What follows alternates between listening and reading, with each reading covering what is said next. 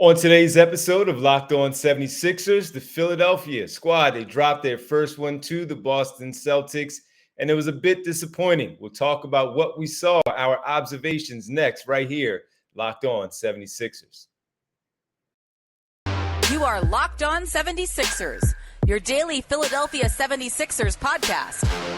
Part of the Locked On Podcast Network, your team every day.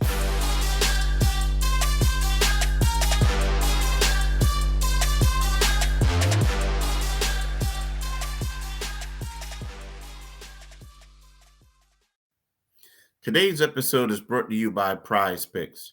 First-time users can receive a 100% instant deposit match up to $100 with promo code LOCKEDON. That's prizepicks.com, promo code LOCKEDON. What's up, D? What's happening, man? What's happening? Game one in the books. That's what's happening. Yes. Yeah, tough one last night. We got to welcome everybody to Locked On 76ers. I'm Devon Gibbons from 97.5 The Fanatic Radio in Philadelphia, alongside my partner and co-host, as always, from theinquirer.com, Sixers beat writer extraordinaire, Keith Pompey. And we got to thank everybody for making Locked On 76ers your first listen every day. And remember, Locked On 76ers is free and available on all platforms, including YouTube, at Locked On 76ers. Everybody loves free stuff, so make sure you check us in. It doesn't cost you anything but some time, and we hope we make it worth your time when you join us. The Sixers, last night in their game, did make it worth the 76ers fans' time with how the result played out last night. Some frustrating moments in game one, some usual habits, some tough usual habits that we've seen from this basketball team over the course of the last few years as a playoff squad, Keith, as they lost. Final score 126-117.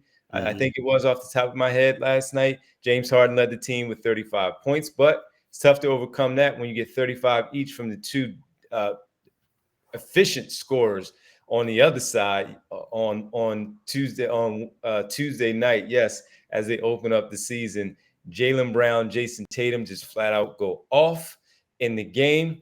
Keith, I'll start with you. Your instant observation, well, now hours later, but your instant observation of the Sixers Celtics result.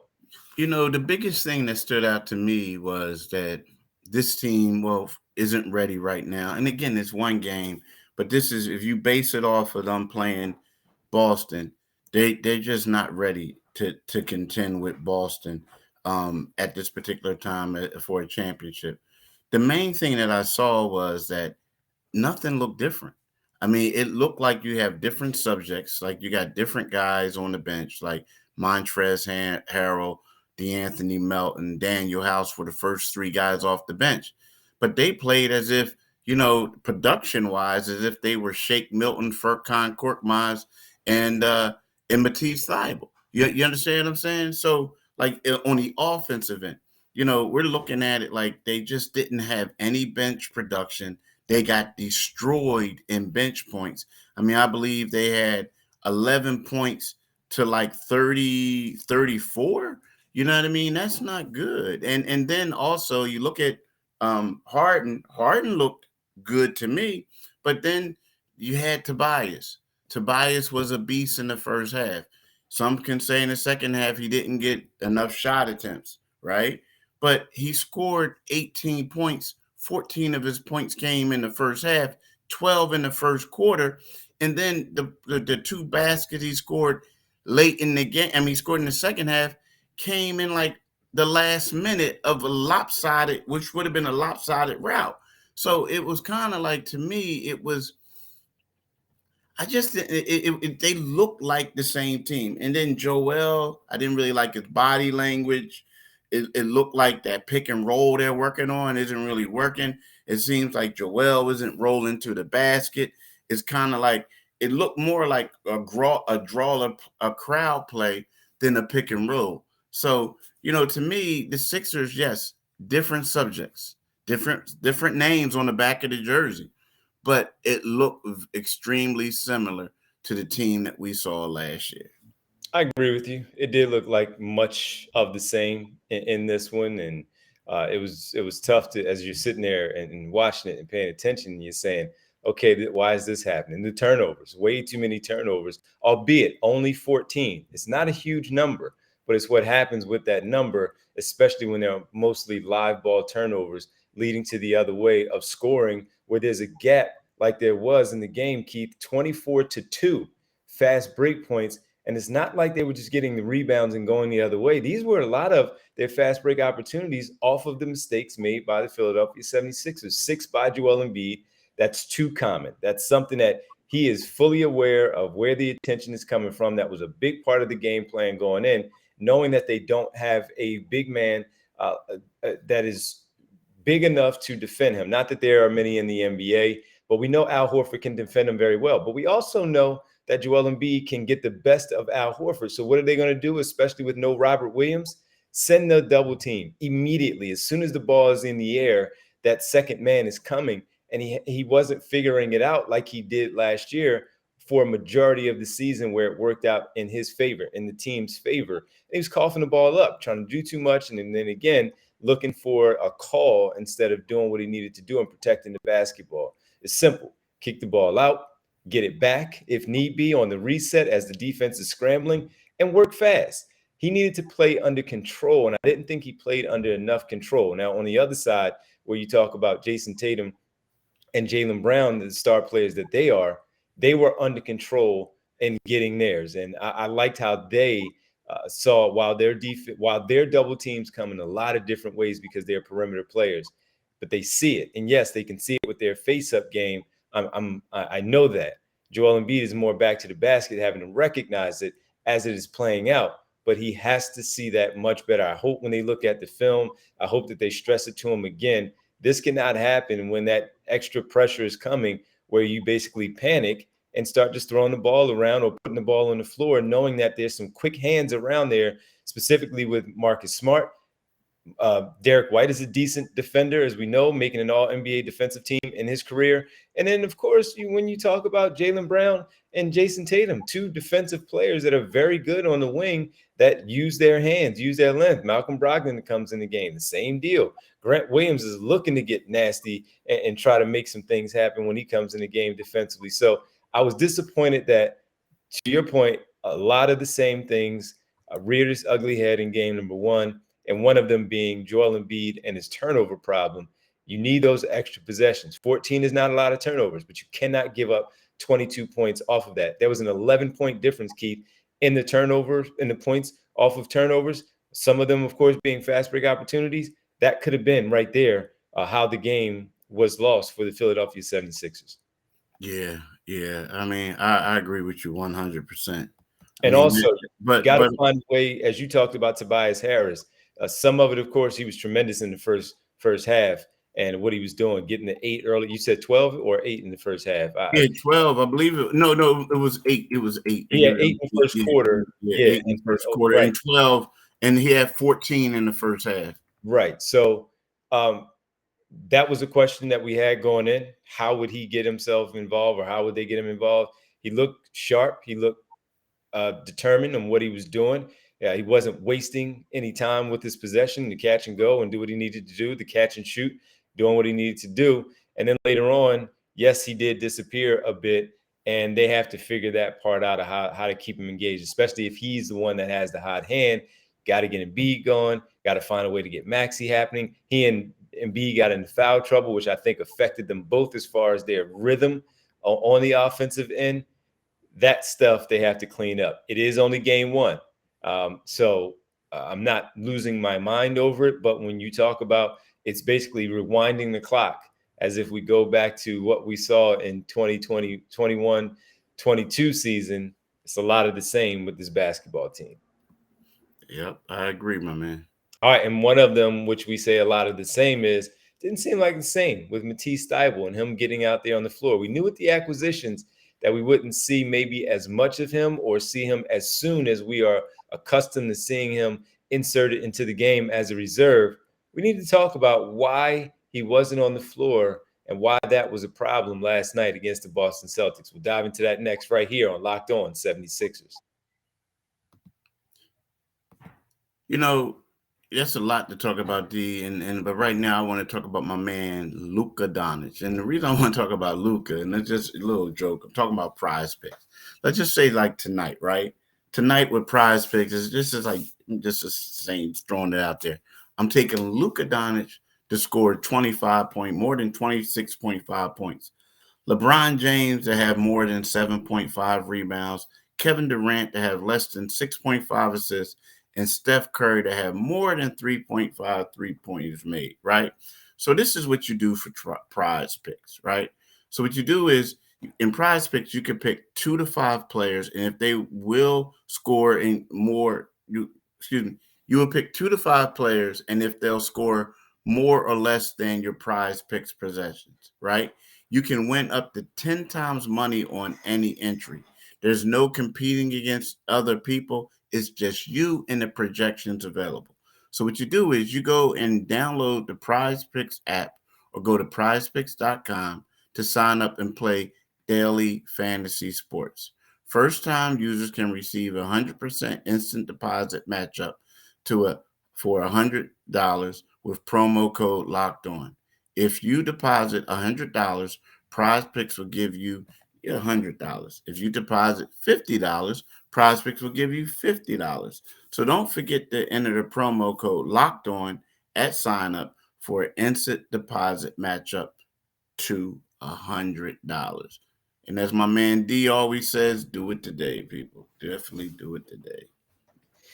Do it today, folks. What else are you doing? You might as well do it today. Just get out there, get to it. And thanks for making Locked On 76ers your first listen today. Now make your second listen game to game, NBA, Eastern Conference, every moment, every top performance, every result here. Locked On game to game covers every game from across the NBA, the Eastern Conference with local analysis that only Locked On can deliver. Philadelphia's in the Eastern Conference, so that's why I focus there. Follow Game to Game on Locked On NBA in the Eastern Conference, available on Odyssey app, YouTube, and wherever you get your podcasts. Keith, Matisse Thybulle, didn't see a lot of time last night in the game, and you thought as the game was going on, sure, PJ Tucker would hold his own against both Jason Tatum and Jaylen Brown while out there on the floor with the starters. Tobias Harris showed himself well in the postseason, so maybe he can keep up and with that defensive effort going into the start of this season. But once things started to get out of hand, specifically with Jason Tatum early on, Jaylen Brown caught fire a little bit later as he reached his 35 points, which was again a game high with his teammate Jason Tatum and with the 76ers, James Harden. Where was Matisse Thybulle in this and trying to slow either of those two guys down? And that was the bizarre thing to me that he didn't play. Really bizarre. And the thing about it is because, I get it. I understand, you got these other guys and you're looking at more complete players, right? You say to yourself, well, look, Matisse said he's working on his offense, but, maybe I don't feel as comfortable with it right now, right? But once you start seeing this one dude, Jason Tatum, baking, and then all of a sudden you see Jaylen Brown getting buckets too, and you're out there and you realize that, they're doing it with very little resistance. You have to say to yourself, I got to get Matisse in the game. What they did is, and you look at this now, Matisse Thybulle came out at the end of the first quarter and played on the floor for 20 seconds. He was subbed out. And then what happens is in the third quarter, when Jason Tatum went and scored 17 of his 35 points, 17 of his 35 points, Matisse was only on the floor for 3 seconds. That was the ball game right there. And when you look at Matisse, there's a small handful of guys who can defend like him. One of them, is your cousin, right? Another, there's a couple other people. I just look at it like, yes, Daniel House might be a better, well-rounded player than Matisse, but he's not a better defender going up against an all NBA type performer. You look at PJ Tucker, I think that it's just a bad matchup because Jason Tatum is so long. PJ is 6'5", Matisse is 6'5", but Matisse has like a 6'11" wingspan. You understand what I'm saying? So is, and your cousin Mikal Bridges has a long wingspan. They can guard guys like that. I just felt like, it was a point where there was a time where the 76ers had to say, like, look, these guys are killing us, and we have to stop the bleeding. But instead, they didn't put a band-aid on it. And in my opinion, after that third quarter, the game was over. Yeah, he was too comfortable, Jason Tatum was in that third quarter. And albeit Jason Tatum is a more physical player and can get that way with Matisse Thybulle and has that advantage. We've seen these two face off where Jason Tatum has got the better of Thybulle, and Thybulle has won his matchups also for a good part of the game against Tatum. So that was something I was a little bit surprised of, that Doc didn't call his number a little bit more. Sure, the offensive part, I get it. They were down 10 after three quarters. It was 88-78, I believe, 88-78 at the end of three, or 98-88 at the end of three. And it started to get away from him. But you still had 12 more minutes in that fourth quarter. So offensively, I get it. He's not a threat offensively, Matisse Thybulle. And we know that PJ Tucker is also not that much of a threat from behind the three-point line. Maybe that little pick and roll, that little dump in that he does to get into the painted area for his floater, that push shot that he likes to make so often, or take and then make so often. But I did think that, like we talk about, yeah, sure, Daniel House, a nice pickup, who I championed that pickup in the offseason. I still think it was a good move, and I think it will show over the course of time. But last night, if it's starting to get away, then you go to something else, especially if you can feel like you can go to one that will in fact work out for you. You don't have Chris Middleton on Thursday against the Milwaukee Bucks. However, that team can score outside of Giannis. Drew Holiday can score. Pat Connaughton can score for that team. So you got to find a way to get Matisse Thybulle going, get him into a good spot there. Defensive, offensive substitutions, they're going to have to happen. Yeah, and I know you're still trying to see who fits with who.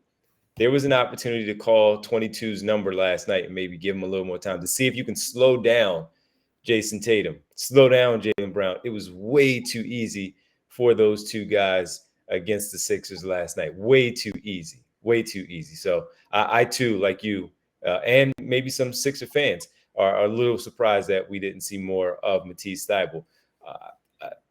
It wasn't an offensive thing. Was it simply trying to figure out what those other two can look like, in Melton and House out there with the rest of the group?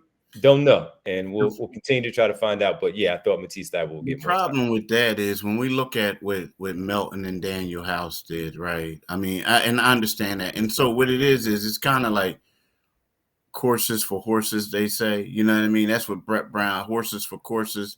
Like, you look at Daniel House.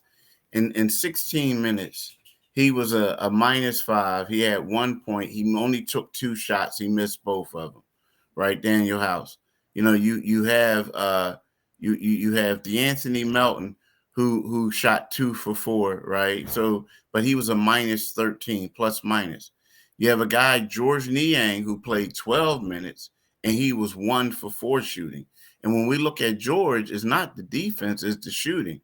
So it comes to a time when like, this guy might be struggling a little bit, to whereas you just have to change it up a little bit, make a little adjustment. You know what I mean?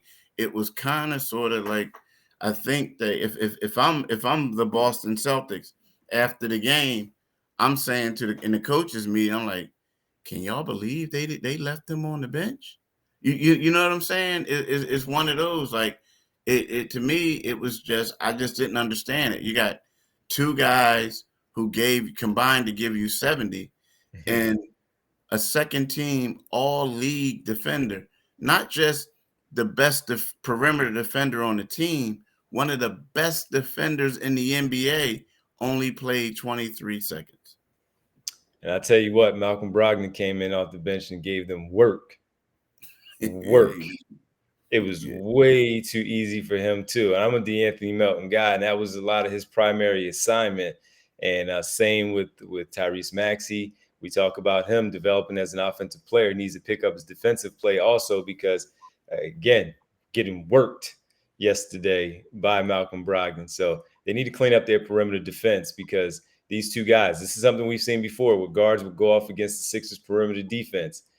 70 last night for those two wing players and Tatum and Brown, two All-Stars on the Boston Celtics. On the other side, Keith, we need to talk about the big fella. Yes, he had 26, but I think he hit the floor 26 times also. Let's talk about why that keeps happening and why it can't continue to happen. Only game one, but you need him for more than game one. You need him for 82 plus. The big fella hitting the floor too much in game one. We'll talk about it next. 97 Locked On 76ers. I'm so used to saying that. It had you thinking you was doing your radio show. Yeah. Huh? Yeah. I'm used to that. So you better not say that tonight. Big fella hit the floor again. We'll be back. Locked On 76ers.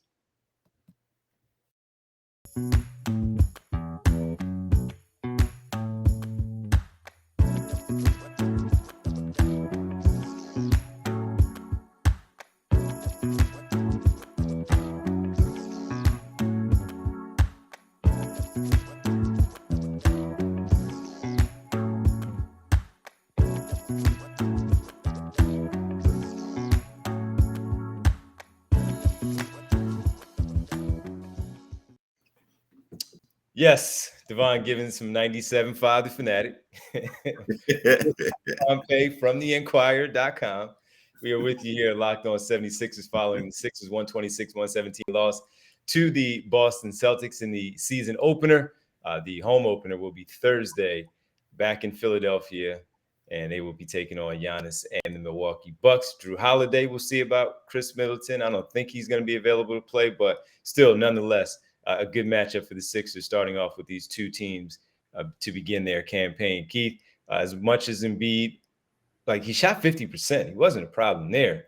You know, when you take away the 6 3-point attempts, which I think is 3 too many for him last night, he was 1 for 6 from beyond the 3-point line.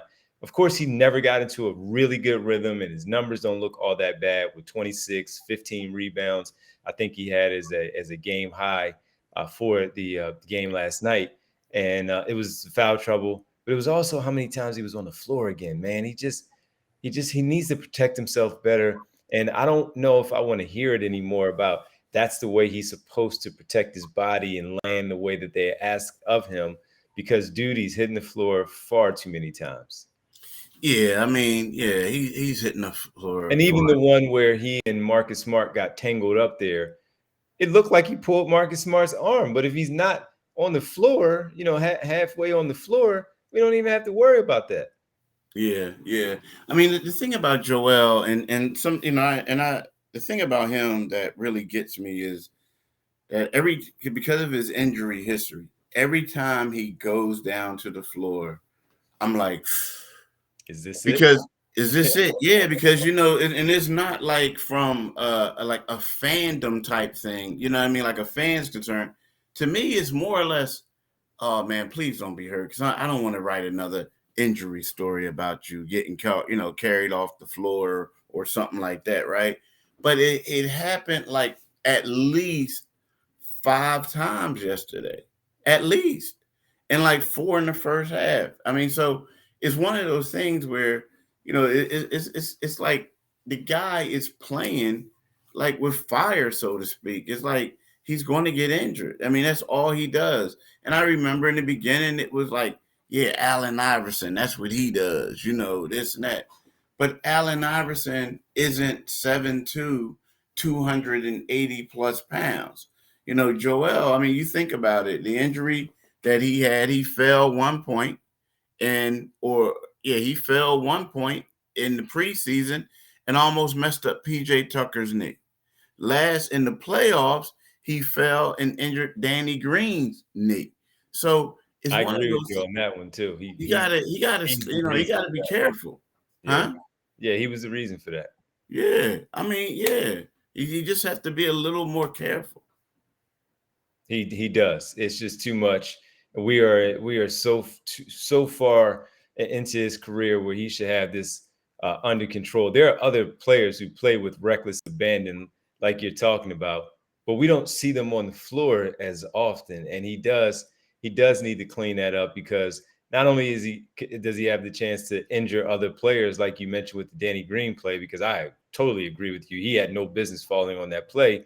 And as a result, fell into his teammate's knee, and he was out for the start of the season with an ACL and the remainder of the playoffs.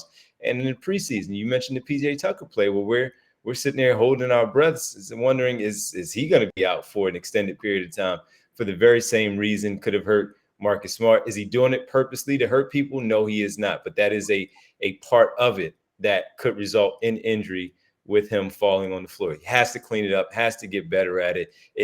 We're saying this, it's never too late, but at this point, it seems like it's too late, because that part of him is not going to change. I agree. Yeah, got to clean it up, because it's just too much. It's too much. Not only can he hurt himself, he can and has already hurt other people in the same way, man. But listen, everybody, we thank you. Sorry, it's of course a disappointing conversation that we have to have after game number 1. I thought Keith was right. Celtics win. I thought the Sixers would take it. It looked like when they got down and they remained under control, Keith, in that first quarter where they were down 9-2, 7-0 run by the Celtics to start things off. It was like, oh, this might get out of hand quickly. And it could be problematic, but they turned it around. James Harden, he was sharp. We can talk about him a little bit more tomorrow when we preview the Bucks game. But they turned it around. And I thought when they turned it around, they had a chance to go up. I think they were up 8. And I thought, all right, if they get a dagger here, they might be able to sustain this and keep this one going. Also thought that Doc Rivers, that one run, I believe it was in the third quarter, where they won that quarter by 10, that he let them play on a little bit too long and let the veterans and those players in general figure it out when the game got away from them. So we'll see how things change maybe a little bit tomorrow for the Boston Celtics, for the Milwaukee Bucks, as far as how the game plan goes, see how they respond to some adversity. But being back at home, some familiarity there, back in Philadelphia and on their own home floor. We got to thank everybody for tapping in with us here. Thanks for making Locked On 76ers your first listen today. Now make your second listen. Locked On NBA. The NBA season is here, and tonight you get the full slate of games here in the association. Our local NBA experts and insiders have you covered on and off the court all season long. All the biggest stories around the NBA every Monday through Friday in less than 30 minutes. Available on YouTube, Odyssey, and wherever you get your podcast. Keith, you excited for the rest of the schedule getting underway tonight? Yeah, it's like I guess. I only have one game in mind, and that's it. Yeah, who they losing to? Who they're beating Luka Doncic. You already talked about Luka Doncic and the Dallas Mavericks. Yeah, all right. We start off with Luka going to get 35 tonight. I shouldn't have said 26. I should have said 30, 36. Is somebody guarding them, or they got somebody else on them? He got the better of that matchup in the playoffs. I give him credit. I mean, he's not an easy guard, but I put my money, to your point, I'll put my money on that under, whatever that under is. It's 26-5. Yeah. All right, well, I'll put the 26-5 is very manageable, no matter. Yeah, exactly. Go under. Yeah, I'll make that an alternate change of number in there, and then I'll put I got let me put it on the table. Put it on the table. I'm putting the money down there. Yeah. Done. Under 26 and a half, whatever it was. But most importantly, we get the win. So let the folks know where they can find us so I can brag tomorrow, or on social media. Wherever you can get your podcast at, and on YouTube, you can follow us, right? Also, make sure, what time you on the air tonight? Actually, I'm on tonight after the undefeated Flyers, Keith. Undefeated Flyers, 3-0, back-to-back, second game tonight. They knocked down Tampa Bay last night in Tampa Bay. They're 3-0 under new coach John Tortorella. So I'm on tonight after the Flyers game, 10:30, 10:30 to midnight. 10:30 to midnight. It's funny, though, not to say, whenever I think of the Flyers being undefeated, I think of the Sixers. My first year on the beat, they started out 3-0, and we were like, "Whoa, I thought you were tanking." And Brett Brown was like, "Don't worry, Yeah, that one. Everybody was excited because remember they beat Miami. They beat Miami in the opener. Yeah. Michael Carter Williams almost had a quadruple double. Yeah, exactly. So it was a crazy stuff. But Cooking them. but And then it went the other way. so listen to my man D tonight on this show, the Divine Giving Show. Then follow my man D at Divine G975 on Twitter. Follow me on Pompey on Sixers on Twitter. You can read my work in the Inquirer.com, and you can pick up a Philadelphia Inquirer. All right. All right. So I'm just looking really fast to your point on that number 20.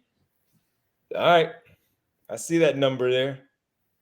That less than 30. He's gonna That's go right. for 43 And a tonight. loss in Phoenix. He's gonna go for 43 tonight. Nah, that ain't happening.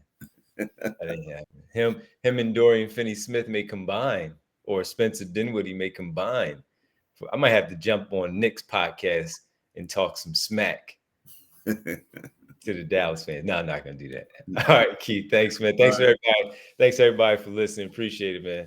All right, peace. All right.